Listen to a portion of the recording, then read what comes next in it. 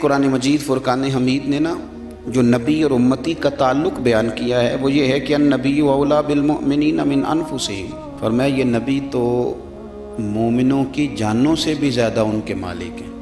اور یہ تو ان کی جانوں سے بھی زیادہ ان کے قریب ہے۔ یہ رشتہ ہے نبی پاک، یہ جو حضور سے ہم پیار کرتے ہیں نا، اور یہ جو نبی پاک سے ہمیں محبت کرنی چاہیے، یہ صرف شرعی ضرورت نہیں،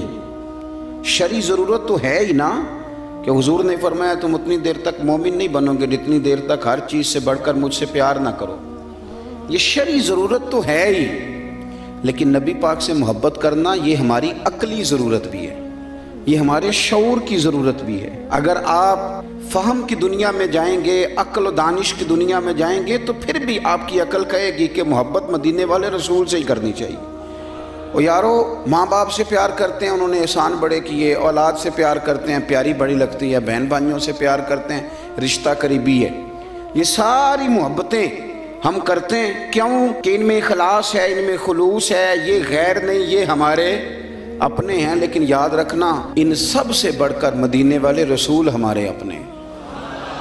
کیوں؟ اس لیے کہ بہن بھائی کبھی کبھی اخلاص چھوڑ بھی جاتے ہیں، کبھی کبھی مفاد پرست ہو جاتے ہیں، کبھی کبھی ایسا ہوتا ہے کہ ماں باپ بھی ایسا رویہ اختیار کرتے ہیں کہ جس سے لگتا ہے کہ انہیں بھی تھوڑی جیب سے دلچسپی ہو گئی، الا ماشاءاللہ سارے نہیں۔ اور بیوی بچوں کے بارے میں تو قرآن فرما چکا ہے، قرآن نے کہہ دیا بیوی بچوں کے بارے میں کہ یہ تو بعض اوقات تمہارے دشمن ہو جاتے ہیں، یہ تو کئی دفعہ تم سے وہ کام کراتے ہیں جو تمہیں رب رسول سے دور لے جائیں۔ قرآن مجید نے فرما دی، او میرے بھائی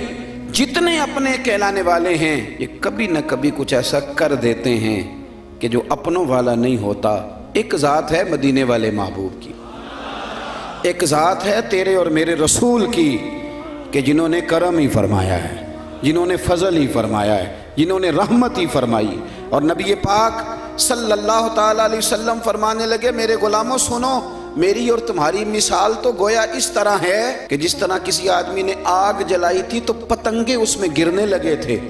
اور وہ ان کو بچاتا تھا، پیچھے ہٹ جاؤ پیچھے ہٹ جاؤ، یہ آگ ہے۔ فرمایا تم بھی جہنم کی آگ کی طرف گرتے ہو اور میں تمہیں سینہ بند سے پکڑ کے کھینچتا ہوں اور ادھر نہ جانا جل جاؤ گے، ادھر نہ جانا تکلیف میں آ جاؤ گے، میں تمہیں کھینچتا ہوں۔ تو ہر رشتہ کسی نہ کسی موقع پر بغاوت کر سکتا ہے، دور ہو سکتا ہے، وہ مدینے والے محبوب کی ذات ہے۔ زندگی سنوارنے کا سلیقہ بھی دیا،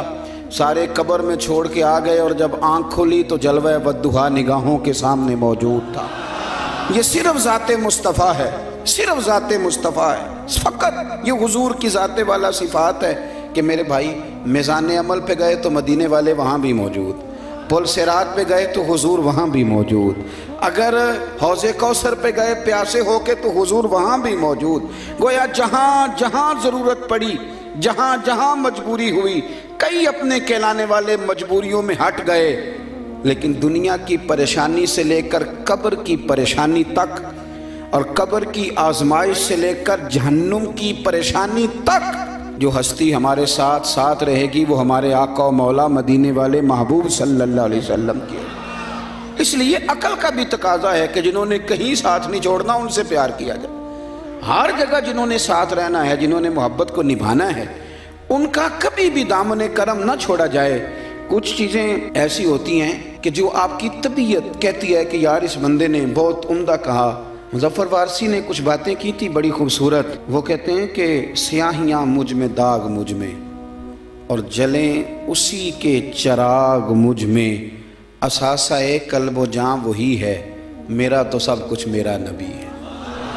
اب کبھی آپ الفاظ کے بام و در پہ نہ جائیں، آپ چاشنی دیکھیں حروف کی کس طرح کی ہے۔ پھر وہ کہنے لگے کہ میرے گناہوں پہ اس کا پردہ، وہ میرا امروز میرا فردہ، شعور بھی اسی کا وضع کردہ، وہ میرا ایمان میرا تیقن، وہ میرا پیمانہ تمدن۔ کیا انداز ہے بات کرنے کا۔ کہنے لگے وہ میرا معیار زندگی ہے کیونکہ میرا تو سب کچھ میرا نبی ہے۔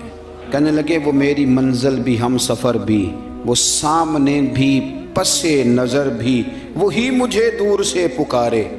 اور اسی کی پرچھائیاں روح پر بھی وہ رنگ میرا، وہ میری خوشبو، میں اس کی مٹھی کا ایک جگنوں، اور یارو وہ میرے اندر کی روشنی ہے، میرا تو سب کچھ میرا نبی ہے، وہ تو میرے اندر کی روشنی ہے، میرا تو سب کچھ میرا نبی ہے۔ اور پھر کہنے لگے اسی کے قدموں میں راہ میری، اسی کی پیاسی ہے چاہ میری، اسی کی مجرم میری خطائیں اور اسی کی رحمت گواہ میری، اسی کی مجرم میری خطائیں اور اسی کی رحمت گواہ میری۔ کہنے لگے اسی کا غم مجھ کو ساتھ رکھے، وہی میرے دل پہ ہاتھ رکھے، وہ درد بھی ہے پر سکون بھی ہے، میرا تو سب کچھ میرا نبی ہے۔ ان کے درد میں رونا تو پڑتا ہے پر اسی رونے میں سکون ہے، وہ درد بھی ہے سکون بھی ہے، میرا تو سب کچھ ہے میرا نبی ہے۔ اور پھر کہنے لگے ازل کے چہرے پہ نور اس کا،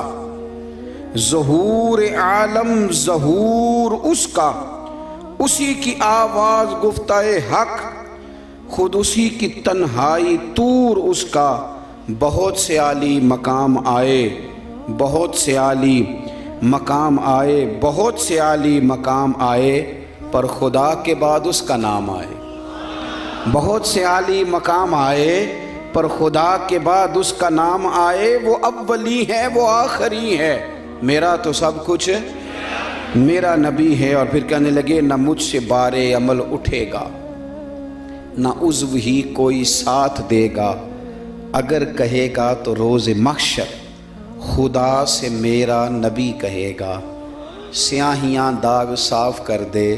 اسے میرے مولا معاف کر دے۔ انداز دیکھیے، کہنے لگے نہ مجھ سے بار عمل اٹھے گا، اسی کو انہیں جو کہ ہاں صحیح، نہ مجھ سے بار عمل اٹھے گا، نہ عضو ہی کوئی ساتھ دے گا،